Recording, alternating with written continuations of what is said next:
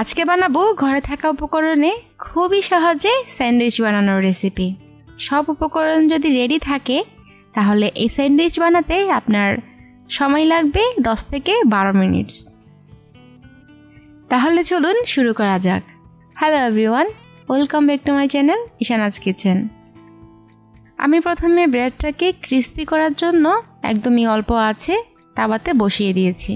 আর আমি কোনো তেল বা বাটার ইউজ করিনি, এমনিতেই কিন্তু ক্রিস্পি হয়ে যাবে। আমি একটু পর আপনাদের দেখাচ্ছি।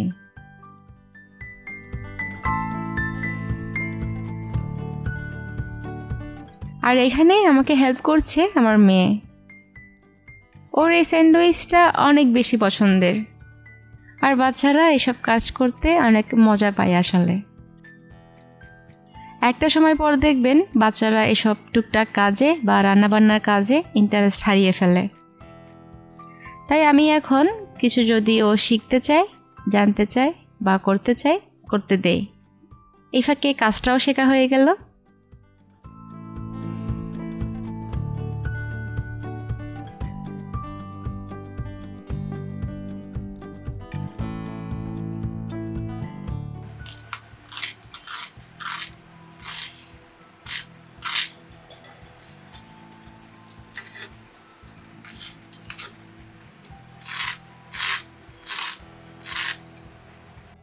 আচ্ছা, এখানে 3টে ডিমের সাথে সামান্য লবণ আর সামান্য ব্ল্যাক পেপার দিয়ে আমি মিক্স করে নিয়েছি।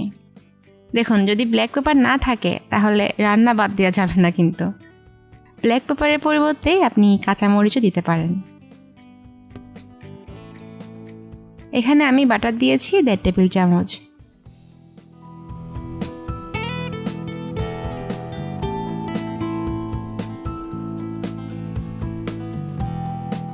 আর পেঁয়াজটা আমি 1 মিনিটের মতো ভাজবো, কারণ পেঁয়াজের ক্রাঞ্চিনেসটা চলে গেলে স্যান্ডউইচ খেতে ভালো লাগবে না।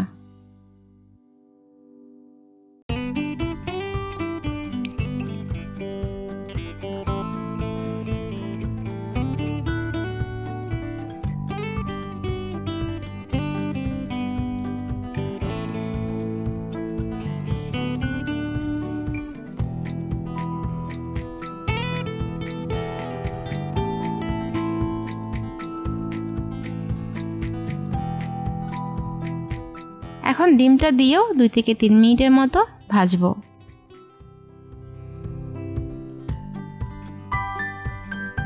তারপর অ্যাড করে দিচ্ছি সয়া সস 1 টেবিল চামচ, টমেটো সস 3 টেবিল চামচ আর চিলি সস 1 টেবিল চামচ। সব কিছু মিক্স করে নিয়ে আমি দিয়ে দিচ্ছি পুদিনা পাতা। আর এই পুদিনা পাতার ফ্লেভারটা সবার থেকে বেস্ট, কারণ এগুলো আমাদের বাগানের।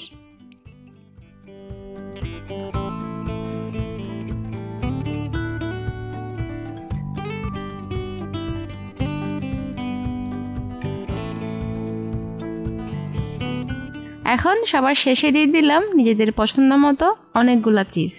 তবে যদি চিজ না থাকে তাহলে চিজ ছাড়াও বানাতে পারেন। তবে চিজ দিলে রিচনেসটা বাড়ে আর বাচ্চারা বেশ পছন্দ করে। আর এতটুকু মিক্সচার দিয়ে আপনি 6 থেকে 8 জনকে সার্ভ করতে পারবেন।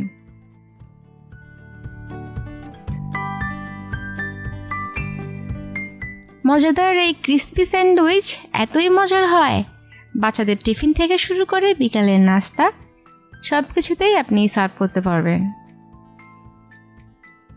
এই ক্রিস্পি স্যান্ডউইচটা এমন একটা স্যান্ডউইচ যেটা সব বয়সের মানুষেরই খুব খুব পছন্দ হয়।